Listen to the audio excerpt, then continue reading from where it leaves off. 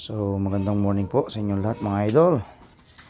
At sa panibago na nating video ay i-share ko po muli sa inyo ang aking huli ngayong umaga sa aking pangingilaw kaninang madaling araw. So ito po.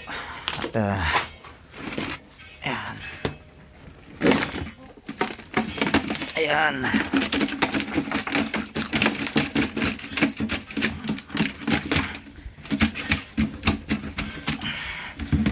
Ang hirap matanggal ng pugita.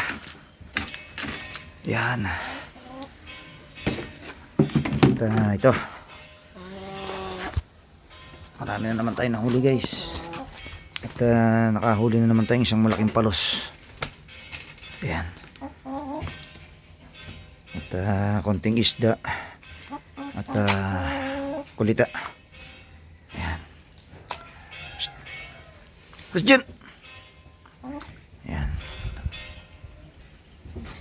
Lo.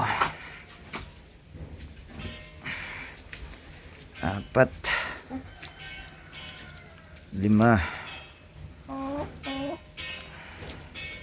7 8 pitong kulita mga idol ang ating huli. At ito meron pa nung isang maliit. Ayan. So nakarami na naman tayo. Pero kahapon meron tayong huling mas malaking palos. At ito konting isda at mga tinatawag na bansaway. Ito yung aking manok ko, ang kulit.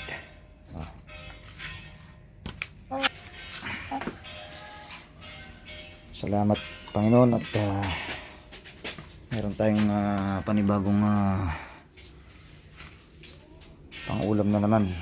At meron naman tayong pang-stock. Yan, hindi na tayo bibili. So kanina gumising ako ng 3:30.